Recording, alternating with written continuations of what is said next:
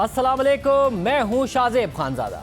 3 दिन पहले डीजीएफआईए बशीर मेमन ने अचानक इस्तीफा दे दिया। हालांकि वो 2 हफ्तों के बाद रिटायर्ड होने वाले थे। आमतौर पर ऐसा होता नहीं है कि 2 हफ्ते पहले कोई इस्तीफा दे दे। अब साबिक डीजीएफआईए के इस्तीफे की वजूहात सामने आ गई हैं। बाखबर ज़राए का कहना है कि बशीर मेमन पर गुज़िश्ता कई महीनों से दबाव था। बशीर मेमन पर यह दबाव आला तरीन हुकूमती शख्सियात की तरफ से था।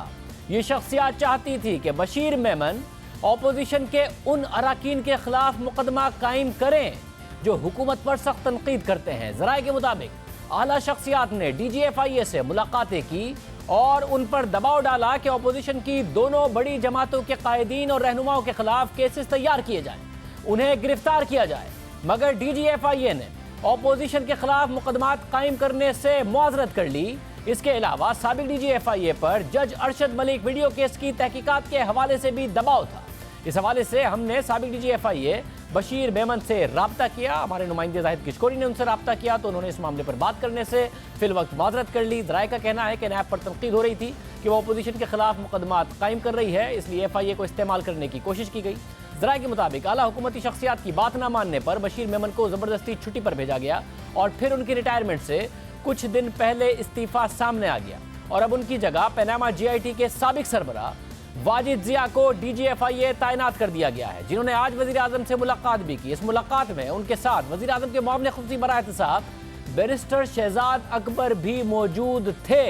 बहरहाल वाजिद जिया को नया डीजीएफआईए तैनात कर दिया गया है। जिस दिन ये तैनाती हुई उस दिन बशीर मेमन ने इस्तीफा दे दिया और मौक़िफ़ अख्तियार किया कि रिटायरमेंट से कबल मुझे हटाना मेरी नज़र में इस बात की अक्कासी करता है कि हुकूमत मेरे काम से मुतमईन नहीं है, इसलिए मैं इस्तीफा देता हूं। बशीर मेमन के इस्तीफे की मजीद वजूहात पर बात करेंगे नुमाइंदा खुसूसी जाहिद किशकोरी से। जाहिद, बहुत शुक्रिया। जाहिद, मजीद क्या तफसीलात है इस खबर के हवाले से? शाज़ेब, बशीर मेमन ने अपनी 35 साल सर्विस से रिज़ाइन किया है। उसके पीछे 6 महीने की एक छुपी कहानी है जो कि ज़ाहिर करती है ब्यूरोक्रेसी और इन्वेस्टिगेशन एजेंसी के काम में बराह रास्त हुकूमती आला ओहदेदारान की जो मदाखलत थी। ये मदाखलत उस वक्त शुरू हुई जब जज video scandal Arshad Malik case federal investigation agency के पास आया था। उस वक्त आला हुकाम बराह रास्त जो एफआईए के हुकाम तहकीकात कर रहे थे, बिलखसूस उस वक्त के director general FIA Bashir Memon उससे इंटरेक्शन कर रहे थे मैसेजेस के ज़रिए। उनमें से कुछ मैसेजेस मैंने देखे हैं खुद जो आला हुकाम कर रहे थे, उनके कुछ चीदा चीज़ें मैं आपसे शेयर करना चाहता हूँ। उसमें एक ख़ास ये बात थी कि जब ये केस चल रहा था उस per day by day updates लेना, साथ ही जब केस में मुख्तलिफ जो नामजद मुल्ज़मान थे उनमें से नासिर जंजुआ या दूसरे लोगों की ज़मानत हुई थी तो उस पर हुकूमती आला ओहदेदारान की तरफ से काफ़ी गुस्से का इजहार किया गया था और उनको बताया गया था उस वक्त डीजीएफआईए को कि आप इस पर टेररिज्म के जो चार्जेस हैं वो लगाएं, केस को दोबारा फ्रेश तरीके से आप इसको इन्वेस्टिगेट करें और इन्वेस्टिगेशन जो टीम थी उसको भी चेंज करें। इस तरह से और कई केसेस थे आला हुकाम के जो बराह रास्त उन पर प्रेशर था, जो हमें क्रेडिबल सोर्सेज ने बताया है कि ये वो सारी चीज़ें थी जो 6 महीने से चल रही थी। और फिर उसके बाद हमें ये बताया गया है और पावरफुल सोर्सेज से ये बात आई है कि 2 वन ऑन वन मीटिंग हुई थी वज़ीर आज़म के साथ डीजीएफआईए की। उसमें एक बार जो उस वक्त इन्वेस्टिगेशन टीम के इंचार्ज थे उस जज वीडियो स्कैंडल केस में, वो भी साथ थे लेकिन वो बाहर बैठे रहे। तो उनको ये बताया गया था कि क्या अपडेट्स हैं इन केस पर और जो मैसेजेस हैं बराह रास्त जिसमें मदाखलत नज़र आती है। शाज़ेब, मैं एक बार स्ट्रेस कर रहा हूँ कि उनमें ये डीजी को बाकायदा बताया जाता था और इन मैसेजेस पर बाकायदा हमने सवाल किया है वज़ीर आज़म ऑफिस से कि क्या वाकई ऐसे मैसेजेस भेजे गए थे जिनमें जो मुख्तलिफ लोग केसेस में थे, अपोजिशन के लोग थे, उनके खिलाफ केसेस की बात की जाती थी। जो जज वीडियो स्कैंडल केस था उस पर उन्होंने जवाब दिया है कि ये मैसेजेस आप आउट ऑफ कॉन्टेक्स्ट बता रहे हैं। फिर एक बार फिर से मैं बताता हूँ कि ये मैसेजेस आउट ऑफ कॉन्टेक्स्ट हैं, जबकि मैसेजेस कैटेगोरिकली ये कह रहे हैं कि आप केसेस के बारे में अपडेट दें, टेररिज्म के जो चार्ज है वो करें उन मुलजमान पर। तो इस तरह से उनसे दूसरे भी सवालात पूछे गए वज़ीर आज़म ऑफिस से कि ये क्या वाकई वज़ीर आज़म नाराज़ थे DGFIA बशीर मेमन की परफॉर्मेंस से? उस वक्त क्या उनको फोर्स लीव पे भेजा गया था? उनको क्यों हटाया गया है? ये वो सवालात थे जो चीमा गोयां थी सामने आ रही थी। उनके जवाब में उन्होंने इनकार किया है कि उन्होंने ये बताया है कि उन्हें मालूम नहीं है क्या वो सर्विस से रिज़ाइन कर चुके हैं, बिल्कुल मालूम नहीं है। और ये उनके लिए हैरान कुन बात है कि 8 से 10 दिन उनके सर्विस के बाकी रहते थे और उन्होंने आज या कुछ दिन पहले रिज़ाइन किया है और इस बात की समझ नहीं आती। और दूसरा, उन्होंने जो तमाम इल्ज़ामात थे या जो अब क्लेम सामने आ रहे हैं कि बशीर मेमन ने सर्विस से क्यों रिज़ाइन किया है, उन्होंने ये तमाम चीज़ें कहा है कि ये सही नहीं है, गलत है। बहुत शुक्रिया आज़ाद गिशकोरी इस हवाले से तफसीलात बता रहे थे। अब बड़ा अहम होगा क्योंकि नैब के हवाले से पहले ही नैब पर भी और इस हुकूमत पर भी इल्ज़ाम लगता है कि वो नैब को अपने सियासी मुखालिफिन के खिलाफ इस्तेमाल करती है। वज़ीर आज़म खुद अमेरिका में तकरीर में कह चुके हैं कि शाहिद खाकान अब्बासी बहुत कहते थे अगर मैंने कुछ गलत किया है तो मुझे गिरफ्तार करो, हमने उसे पकड़ के जेल में डाल दिया है। हालांकि वो कार्रवाई नैब की थी, जिसके बाद ये तासुर और मजबूत हुआ कि नैब वज़ीर आज़म इमरान खान के अहकामात के तहत काम कर रहा है, अपोजिशन के खिलाफ कार्रवाई कर रहा है। अब वाजिद ज़िया के लिए बड़ा चैलेंज होगा अगर वो DGFI बने हैं कि बशीर मेमन ने अगर बात नहीं मानी, अगर ये सारी की सारी खबरें दुरुस्त हैं जो कि शाहिद गिशकोरी बता रहे हैं, तो वाजिद ज़िया क्या करेंगे? नैब पहले ही बहुत मुतनाज़ है, FIA मुतनाज़ होता है या नहीं होता, इस हुकूमत के लिए सवालात हैं, खुद FIA और वाजिद ज़िया के लिए एक ये बड़ा इम्तिहान होगा। साथ ही वज़ीर आज़म इमरान खान पंजाब के ब्यूरोक्रेट्स की जिस टीम पर एतराज़ किया करते थे,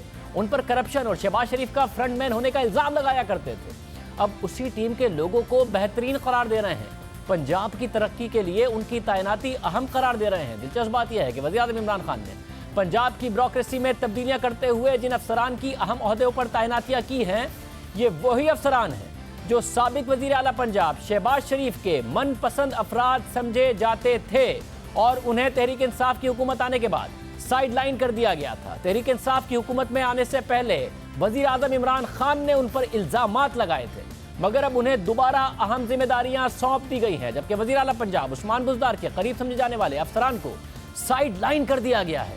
इस हवाले से द न्यूज़ में शाया होने वाली अंसार अब्बासी की खबर में तफसीलात बताई गई हैं, जिसके मुताबिक पंजाब में बराह रास्त वज़ीर आज़म इमरान खान की जानिब से ब्यूरोक्रेसी में की जाने वाली ज़बरदस्त अखाड़ पछाड़ के नतीजे में शहबाज शरीफ की बासलाहियत टीम वापस आ गई है, जिससे तहरीक इंसाफ का साबिक वज़ीर आला के खिलाफ करप्शन का अपना बयानिया मुकम्मल तौर पर शिकस्त खा गया है। खबर के मुताबिक नए इंतजाम में तमाम अहम ओहदे शहबाज शरीफ के मनपसंद अफराद को दे दिए गए हैं, जो शहबाज शरीफ की गुज़िश्ता 10 साला हुकूमत में तरक्की और गवर्नेंस से मुताल्लिक कामों के जिम्मेदार थे।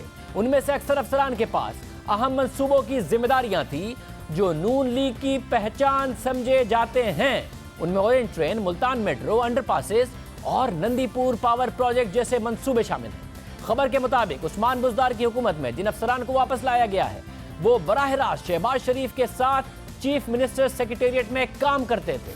खबर के मुताबिक नई ब्यूरोक्रेटिक टीम की क़यादत मेजर रिटायर्ड आज़म सुलेमान कर रहे हैं, जो सूबे के नए चीफ सेक्रेटरी हैं और शहबाज शरीफ के दौर में 5 साल तक कम्युनिकेशन एंड वर्क्स के सेक्रेटरी के तौर पर काम कर चुके हैं, जो इंतहाई अहम डिपार्टमेंट है। खबर के मुताबिक शहबाज शरीफ ने अपने दौर में कभी कम्युनिकेशन एंड वर्क्स के वजीर का तकर्रुर तक नहीं किया, क्योंकि वो बराह रास्त सेक्रेटरी आज़म सुलेमान के साथ काम किया करते थे, उनसे राब्ता रखते थे, कोई वजीर भी नहीं लगाते थे, क्योंकि वो उन्हीं पर एतमाद करते थे। और उन्होंने ग्रेड 22 में तरक्की होने के बावजूद उन्हें एडिशनल चीफ सेक्रेटरी दाखिला पंजाब के तौर पर 5 साल के लिए ही तैनात रखा, जबकि इस वक्त तहरीक इंसाफ उन पर सानेह मॉडल टाउन का इल्ज़ाम आयद करती रही थी। उन पर उस वक्त तहरीक इंसाफ इल्ज़ाम लगाती थी, आज चीफ सेक्रेटरी पंजाब बना दिया। यानी खबर के मुताबिक तहरीक इंसाफ की हुकूमत ने अपने दौर में जिन पर सानेह मॉडल टाउन का इल्ज़ाम लगाया, उन्हें अब पंजाब की ब्यूरोक्रेसी में सबसे अहम ओहदा दे दिया गया है। खबर के मुताबिक पंजाब की ब्यूरोक्रेसी में कैप्टन असदुल्ला की तैनाती भी अहम है, क्योंकि उन्होंने मुल्तान मेट्रो की तकमील की थी और अब उन्हें वर्क्स एंड कम्युनिकेशन का सेक्रेटरी तैनात कर दिया गया है। अब ये बात वाज़ेह हो कि मुल्तान मेट्रो पर करप्शन के इल्ज़ामात इमरान खान ने लगाए और बार बार लगाए, आज तक कुछ साबित तो नहीं हुआ, मगर जिस ब्यूरोक्रेट ने यह प्रोजेक्ट मुकम्मल कराया, उन्हें वर्क्स एंड कम्युनिकेशन का इंतहाई अहम ओहदा दे दिया गया है। खबर के मुताबिक इसी तरह शौकत अली, जो शहबाज शरीफ के दौर में फाइनेंस सेक्रेटरी थे और सेक्रेटरी ट्रांसपोर्ट के तौर पर उन्होंने ऑरेंज लाइन मंसूबे को सुपरवाइज किया था, उन्हें अब एडिशनल चीफ सेक्रेटरी पंजाब तैनात कर दिया गया है। यानी ऑरेंज लाइन पर किकबैक्स का इल्जाम लगाया आज भी तहरीक इंसाफ लगाती है, और जिस ब्यूरोक्रेट ने प्रोजेक्ट को सुपरवाइज किया वो चीफ सेक्रेटरी पंजाब के बाद तैनात कर दिए गए और उसके बाद दूसरे को तैनात कर दिया गया है। इसी तरह जिस अफसर को वजीर आला उस्मान बुज़दार का प्रिंसिपल सेक्रेटरी तैनात किया गया है वो भी अहम है। खबर के मुताबिक इफ्तिखार साहू को वजीर आला का नया प्रिंसिपल सेक्रेटरी तैनात किया गया है। ये वही अफसर हैं जो शहबाज शरीफ के दौर में 5 साल तक सेक्रेटरी प्लानिंग रहे और पंजाब में होने वाले तमाम तरक्याती कामों के बराह रास्त जिम्मेदार थे। खबर के मुताबिक पंजाब हुकूमत ने रावलपिंडी में कैप्टन महमूद को कमिश्नर तैनात किया है। ये वही अफसर हैं जिन्हें शहबाज शरीफ के दौर में नंदीपुर पावर प्रोजेक्ट और लाहौर हॉर्टिकल्चर के जिम्मेदारी दी गई थी, और ये दोनों ही शहबाज शरीफ के पसंदीदा मंसूबे थे और इन पर इमरान खान खुलकर तनकीद करते थे। अब खबर के मुताबिक कैप्टन आसिफ महमूद, जिन्हें अब कमिश्नर लाहौर तैनात किया गया है, उन्हें शहबाज शरीफ ने इरीगेशन डिपार्टमेंट में 3 साल तक तैनात रखा था। ये वो अफसरान हैं शहबाज शरीफ के दौर में इन मंसूबों के जिम्मेदार थे जिन पर इमरान खान करप्शन के इल्जामात लगाते थे। ब्रोकरेट्स को शहबाज शरीफ का फ्रंट मैन कहते थे और इसके जिम्मेदार अफसरान को शहबाज शरीफ का की करप्शन का जिम्मेदार कहते थे। इसी तरह मोमिन आगा, जिन्हें एडिशनल चीफ सेक्रेटरी दाखिला तैनात किया गया है, वो भी शहबाज शरीफ के पसंदीदा ब्यूरोक्रेट में शामिल हैं और शहबाज शरीफ के सेक्रेटरी इत्तलात और फैसलाबाद के कमिश्नर रह चुके हैं। खबर के मुताबिक शहबाज शरीफ के दौर में फाइनेंस सेक्रेटरी रहने वाले हामिद याकूब को चेयरमैन प्लानिंग कमीशन तैनात किया गया है। इसी तरह अब्दुल्ला सुंबुल, जो शहबाज शरीफ के पसंदीदा सेक्रेटरी थे और इन्हें कमिश्नर लाहौर भी तैनात किया गया था, उन्हें बुज़दार हुकूमत ने सेक्रेटरी फाइनेंस की जिम्मेदारी दे दी है। पंजाब की ब्यूरोक्रेसी में जो मजीद तैनातियां की गई हैं उसमें नबील एवान को सेक्रेटरी हेल्थ और लाइफ स्टॉक बनाया गया है। असद सिंबल फाइनेंस के सेक्रेटरी हैं। नदीम महबूब को सेक्रेटरी हाउसिंग बनाया गया है ताकि वो वजीर आजम के हाउसिंग विजन पर अमल दरामद कर सकें। यानी शहबाज शरीफ की टीम, जिस पर शहबाज शरीफ एतमाद किया करते थे, उन्हें वापस लाया गया है। खबर के मुताबिक शहबाज शरीफ के दौर में जो अफसरान उनके पर्सनल स्टाफ ऑफिसर थे, उन्हें लाहौर, फैसलाबाद, मुल्तान और कसूर में डिस्ट्रिक्ट कोऑर्डिनेशन ऑफिसर तैनात कर दिया गया है। अब दिलचस्प बात है कि वज़ीर आज़म इमरान खान ने पंजाब की ब्यूरोक्रेसी में की जाने वाली इन तब्दीलियों को 3 हफ्ते की मेहनत का नतीजा करार दिया। हफ्ते को एक तकरीब से खिताब में उनका कहना था कि वज़ीर आला पंजाब के साथ मिलकर उन्होंने बेहतरीन ब्यूरोक्रेट्स को तैनात किया गया है, उन्होंने रिटायर्ड ऑफिसर से भी बात की है, उसके बाद ये टीम बनाई है जिससे गवर्नेंस में जबरदस्त फर्क नजर आएगा। ये जो हमने चेंजेस किए हैं, उस्मान ने और मैंने बैठे, हमने ब्यूरोक्रेसी के अंदर एस्टेब्लिशमेंट डिवीजन, पुराने रिटायर्ड ब्यूरोक्रेट्स, हमने बाहर से लोगों की सबकी राय 3 हफ्ते की एक्सरसाइज के बाद ये चेंजेस किए। ये मैं आज जो भी ब्यूरोक्रेसी के अंदर जो जानता है, बेहतरीन पाकिस्तान के ब्यूरोक्रेट्स को हमने यहाँ पोस्ट किया, बेहतरीन आईजी लेके आए हैं जो सारी पुलिस डिपार्टमेंट में सबसे ज़्यादा इज्जत है उसकी। मैं तो नहीं जानता था, मैंने तो सिर्फ जो उसकी सारा सीवी देखा उसकी इज्जत थी। उन लोगों को हम लेके आए हैं। और क्यों लेके आए हैं? पंजाब की गवर्नेंस ठीक करने के लिए। पंजाब के अंदर इंशाल्लाह आप अब देखेंगे एक बिल्कुल चेंज आ जाएगा। आपके सामने आप इस पंजाब को, जो पुराना पंजाब है और अब जो कंपेयर करेंगे, आपको पहली दफा नजर आएगा कि कितना गवर्नेंस सिस्टम कितना जबरदस्त है। सबकी राय लेने के बाद शहबाज शरीफ की ब्यूरोक्रेटी की जो टीम थी ब्यूरोक्रेसी की, वो 3 हफ्ते की मेहनत के बाद वज़ीर आज़म वापस ले आए हैं और जो उस्मान बुज़दार की टीम थी उसको साइड लाइन कर दिया है। वज़ीर आज़म इन ब्यूरोक्रेट्स की तारीफ कर रहे हैं जो शहबाज शरीफ के दौर में अहम ओहदों पर काम कर चुके हैं और साबिक वज़ीर आला पंजाब ने उन्हें इन मनसूबों की जिम्मेदारियां दी थी जिन पर इमरान खान उस वक्त तनकीद करते थे, फ्रंट मैन कहते थे, इल्ज़ाम लगाया करते थे, ट्वीट्स करते थे। मगर अब उन्हीं ब्यूरोक्रेट्स को पंजाब की गवर्नेंस के लिए जिम्मेदारियां दे दी हैं। नैब ने फरवरी 2018 को साबिक डीजी लाहौर डेवलपमेंट अथॉरिटी अहद चीमा को आशियाना हाउसिंग केस में गिरफ्तार किया। उन्हें गिरफ्तार हुए भी 22 माह हो चुके हैं मगर अभी तक उन पर केस साबित नहीं हुआ है। उस वक्त जब अहद चीमा की गिरफ्तारी पर इन्हीं ब्यूरोक्रेट्स ने एतराज़ उठाया था, तो इन ब्यूरोक्रेट्स से मुताल्लिक वज़ीर आज़म क्या कहा करते थे, देखिए। अहद चीमा जिसके ऊपर 14 अरब रुपए का केस जो नैब इन्वेस्टिगेट कर रही है, 14 अरब, उस अहद चीमा को, उसके लिए ये खड़े हो गए ब्यूरोक्रेट्स। ये क्यों खड़े हो गए? ये सारे फ्रंट मैन हैं शहबाज शरीफ के। शहबाज शरीफ ने 9 सालों में 9,000 अरब रुपया खर्च किया है। 9 ट्रिलियन रुपए इसके हाथ से गए हैं और ये फैसला करता है किधर पैसा खर्च होगा। ये ब्यूरोक्रेट्स जो इनके चुने हुए हैं, इनके जरिए, अहद चीमा जैसे ब्यूरोक्रेट्स के जरिए पैसा खर्च होता है।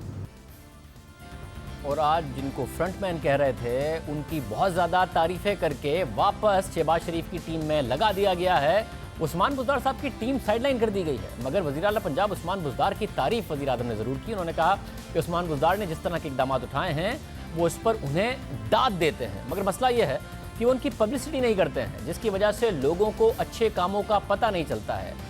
अच्छे काम कोई भी चीफ मिनिस्टर टीम के साथ कर सकता है, टीम पूरी बदल दी और उस्मान बुज़दार साहब की फिर भी तारीफ।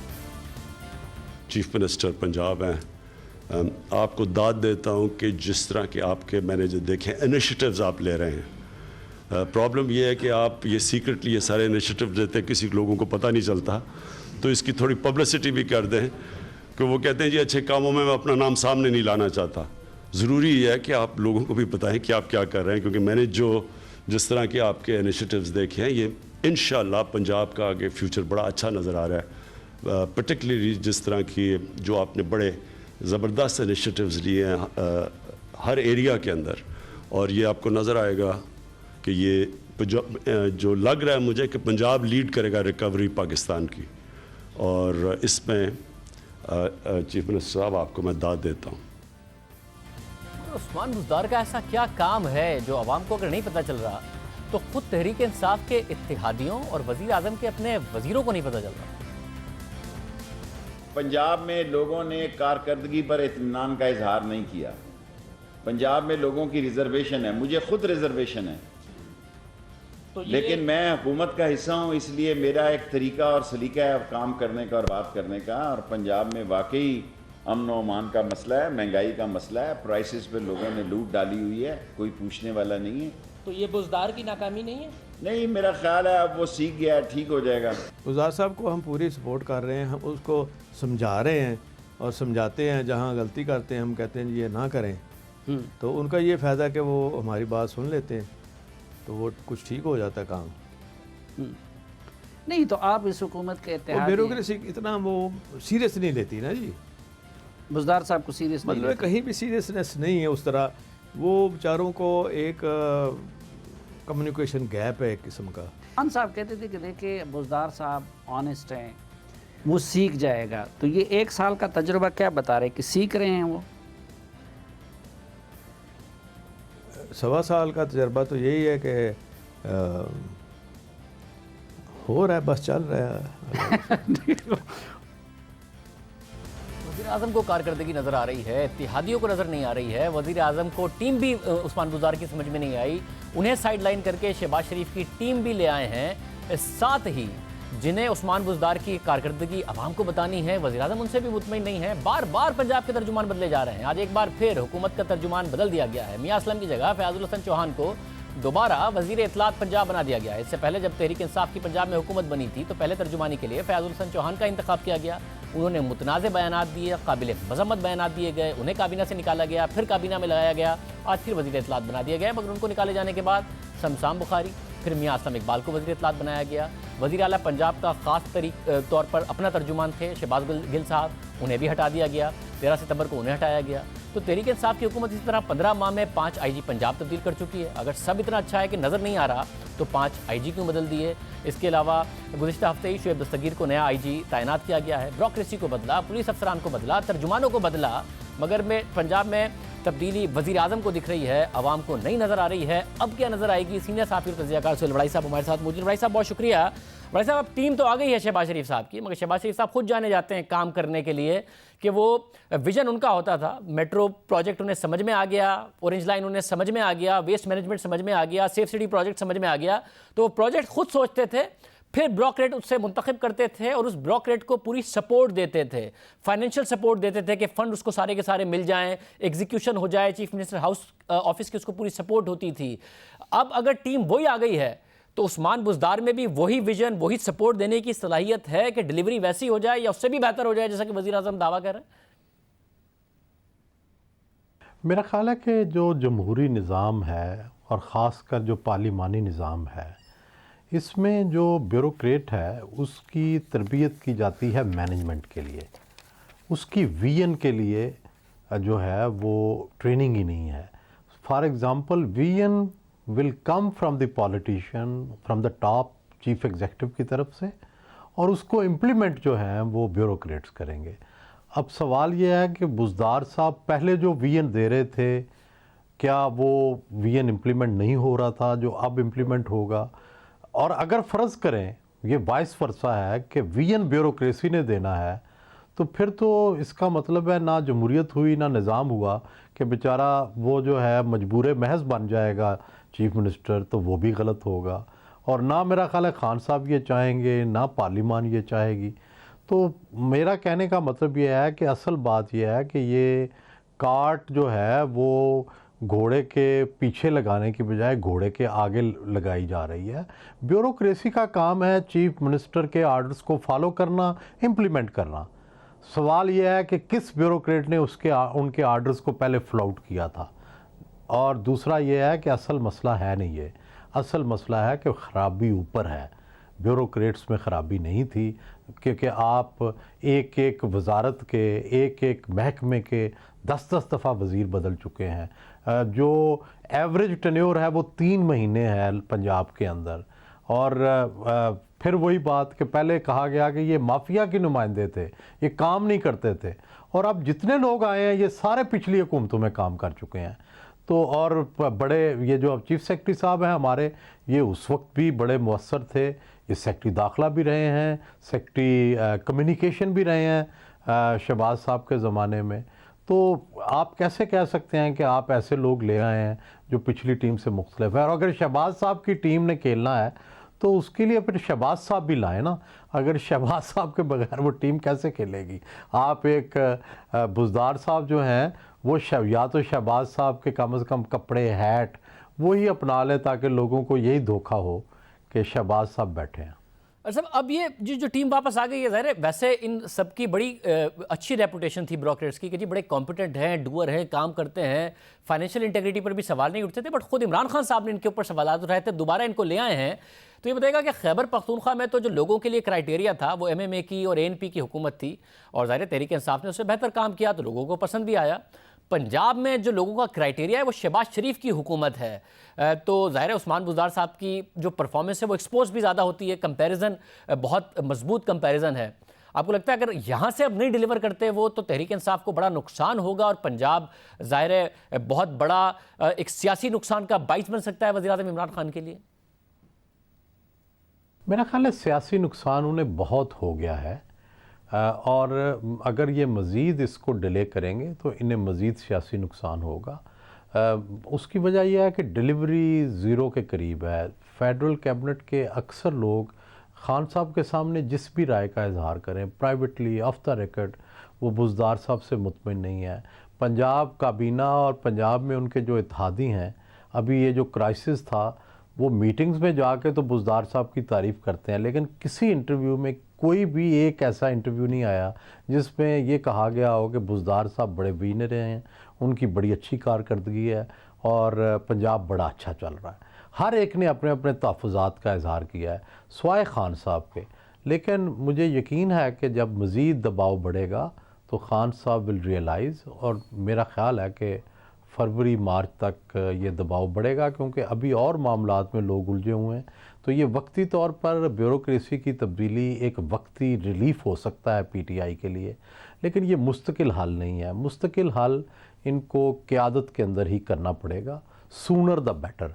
और अगर ये नहीं करते तो फिर मेरा ख़्याल है कि पंजाब और फेडरल इकट्ठे ही जाएंगे, क्योंकि पंजाब अगर गलत चलता रहा, ख़राब चलता रहा, गवर्नेंस ठीक ना हुई तो उलट होगा कि पंजाब वफाक को भी ले बैठेगा। बहुत शुक्रिया सुहेल राय साहब हमारे साथ मौजूद थे। बहुत अहम है कि पंजाब में डिलीवरी हो, वरना पंजाब वफाकी हुकूमत को भी लेकर डूब सकता है। ये सुहेल राय साहब की राय थी। अब देखते हैं कि नई ब्यूरोक्रेसी टीम लेकर आए हैं, शहबाज शरीफ की टीम को लेकर आए हैं तो वो डिलीवर करती है। नई प्रोग्राम में एक ब्रेक शामिल करते हैं, अहम खबरों पर बात करेंगे।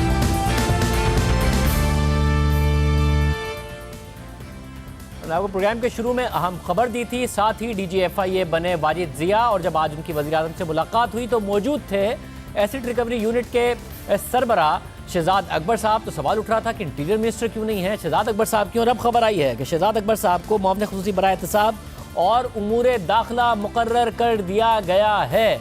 और ये खबरें भी आ रही हैं कि FIA शहजाद अकबर साहब के ही मातहत होगी, और शहजाद अकबर साहब भी हमारे साथ मौजूद है। शहजाद अकबर साहब, बहुत शुक्रिया। पहले तो आपको मुबारकबाद हो, एक और पोर्टफोलियो आपको दिया गया है। मतलब क्या वज़ीर आज़म की क्या ख्वाहिशात हैं जब आपको ये पोर्टफोलियो दिया गया, वो एग्जैक्टली क्या चाहते हैं? शुक्रिया शाहजेब। मैं ये अर्ज करता हूँ, पहले थोड़ी सी क्लैरिफिकेशन कर देता हूँ।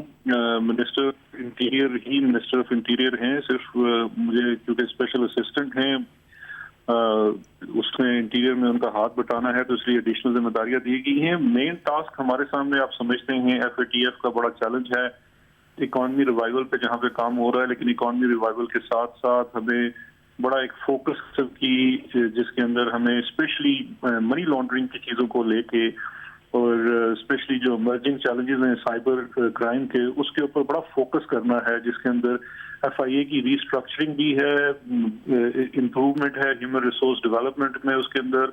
इसके अलावा उनकी जो प्रोसिक्यूशन है स्पेसिफिकली, बिकॉज फैटफ का एक बहुत बड़ा कंसर्न हमारा ये है मनी लॉन्ड्रिंग के ऊपर, केसेस शुरू हो जाते हैं, इफेक्टिव प्रोसिक्यूशन नहीं हो सकती, लॉज की ओवरऑलिंग है। तो एक ये बड़ा टास्क है सामने और मैं शुक्रगुजार हूँ प्राइम मिनिस्टर साहब का कि उन्होंने जिम्मेदारी दी है, तो इंशाल्लाह और उनकी बड़ी अच्छी चॉइस है। एक खबर ये भी आ रही थी कि वज़ीर आज़म FIA से चाहते थे कि वो अपोजिशन के रहनुमाओं के खिलाफ क्रैक डाउन करें और उस तरीके से FIA की कारकर्दगी थी नहीं, इसलिए DG FIA को भी तब्दील किया गया और फिर आपको भी ये पोर्टफोलियो दिया गया कि ताकि अपोजिशन के रहनुमाओं के हवाले से आप ऐसे कोई अहकाम आज वज़ीर आज़म की तरफ से दिए गए नए DG FIA और आपको? नहीं शाहजेब, हरगिज़ ऐसी कोई बात नहीं है। मैं देख रहा था मुख्तलिफ जगह से ये चीज आ रही है कि शायद इस तरह की कोई चीज है। देखिए, वज़ीर आज़म साहब का फोकस इस तरह से तो स्पेसिफिक नहीं है किसी का टारगेट करें और ये कहें, और अगर इस चीज का ये है तो वो तो इस तरह के तमाम केसेस नैब की डोमेन है, उसके पास आते हैं। FIA का तो बड़ा ब्रॉडर एक वो पैरामीटर्स हैं, उसने मनी लॉन्ड्रिंग के ऊपर फोकस करना है और इसके लॉज तो इतने सख्त है भी नहीं इस वक्त कि ये FIA को इस्तेमाल किया जाए। तो ये बिल्कुल बात बनाने की कोशिश की जा रही है कि जैसे शायद वज़ीर आज़म साहब चाहते थे कि फोकस हो, ये सरासर गलत बात है। यानी कि आज वज़ीर आज़म ने जब DG FIA के साथ आप भी मुलाकात में मौजूद थे तो खासतौर से सिर्फ FATF के हवाले से ही बात की है कि इसमें से पाकिस्तान को निकालना है, कोई अपोजिशन केसेस करप्शन कोई ऐसी बात नहीं हुई? नहीं, देखिए हरगिज़ ऐसी कोई बात नहीं है। देखिए, जो फोकस है, जो पाकिस्तान तहरीक इंसाफ का मैंडेट है एंटी करप्शन का, अकाउंटेबिलिटी का, उसके अंदर जो FIA का किरदार है उस किरदार को अदा करने की बात की गई है।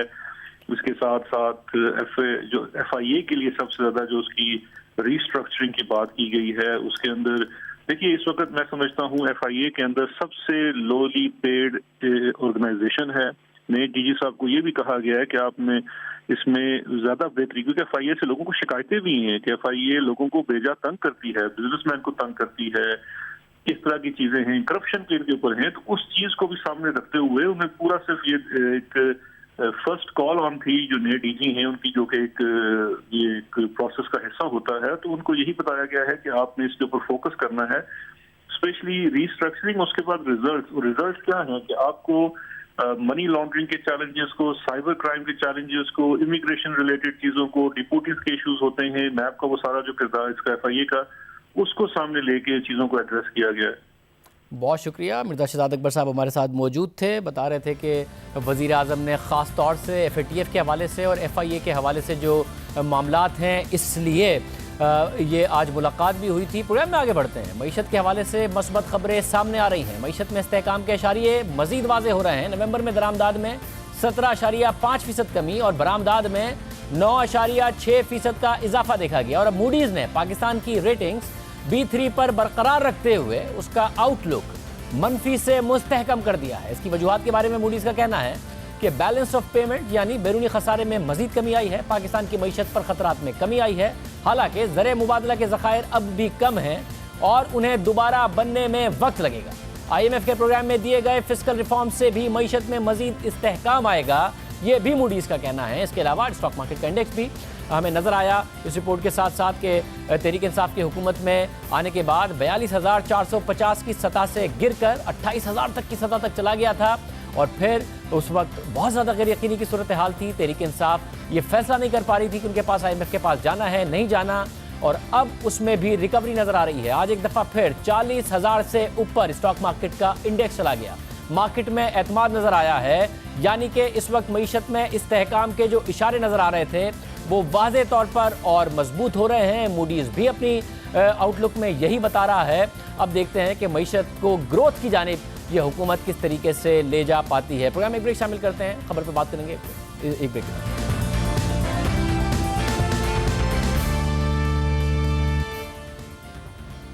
मईशत के बारे में अच्छी खबरें आ रही हैं, इस्तेहकाम के इशारे मिल रहे हैं। हमारे साथ वक़ार मसूद खान साहब मौजूद हैं जो कि साबिक सेक्रेटरी ख़जाना है। पिछला IMF का प्रोग्राम, उसमें स्टेबलाइजेशन, ये पूरा प्रोसेस उन्होंने खुद देखा, खुद मईशत को चला रहे थे बतौर सेक्रेटरी ख़जाना। वक़ार मसूद खान साहब बहुत शुक्रिया, आपने खुद ने देखा है कि किस तरीके से IMF के प्रोग्राम में पाकिस्तान गया, स्टेबलाइजेशन आई और फिर ग्रोथ की तरफ जाता है और फिर धड़ाम से गिर जाता है पाकिस्तान। हर 5 साल बाद यही होता है। इस दफ़ा आपको लग रहा है जो इस्तेहकाम के इशारे मिल रहे हैं वो मस्बत इशारे हैं और सस्टेनेबल इशारे हैं कि पाकिस्तान वापस नहीं यहीं खड़ा होगा 5 साल बाद? ये सब मुस्बत पेशरफ्ते हैं और इस अमल को आगे बढ़ना है। और आपने खुद ही इशारा कर दिया कि ग्रोथ का क्या मामला होगा। अब इस प्रोग्राम में ग्रोथ के हवाले से यानी कि खुद जो प्रोग्राम के अंदर प्रोजेक्शंस हैं 3 साल के प्रोग्राम में, वो औसतन 3% है। अब इससे तो काम नहीं चलेगा। अच्छा, और फिर ये कि अभी तक तो कोई इंदिया नहीं है हुकूमत की तरफ से। हम तो यानी कि अगर अपनी माजी से लें तो हम इतना तवील अरसा स्टेबिलिटी का गुजारने के लिए जो है, मैं नहीं समझता कि आवाम के अंदर इतना हौसला होगा, क्योंकि ये बहुत तवील अरसा हो गया। देखें, 1 साल तो बगैर प्रोग्राम के हुआ और उस दौरान में जो है आपने स्पोरेडिक एक्शंस किए। उसके बाद जब फंड आ गया तो फिर एक और आपने जो है दवाई जो है वो पिलाई। तो उसके अब मनफी असरात तो हर सू हैं। यानी ये बड़ा अच्छा लगता है और बहुत ही पुरकशिश है ये बात कहना कि जनाब करंट अकाउंट खसारा हमने कम कर दिया है। लेकिन जनाब आप मतलब यानी कि इस मुल्क में इम्पोर्टेड एनर्जी है। आप अगर एनर्जी को दरामद नहीं करेंगे तो मशीन का पहिया कैसे चलेगा, गाड़ी का पहिया कैसे चलेगा, मईशत का पहिया कैसे चलेगा। और ये हमारे सामने आ रहा है। यानी इंपोर्ट्स के जो डिक्लाइन है वो बड़े तशवीशनाक हैं और उनकी अक्कासी जो मकामी प्रोडक्शन है उसमें हो रही है। और पहले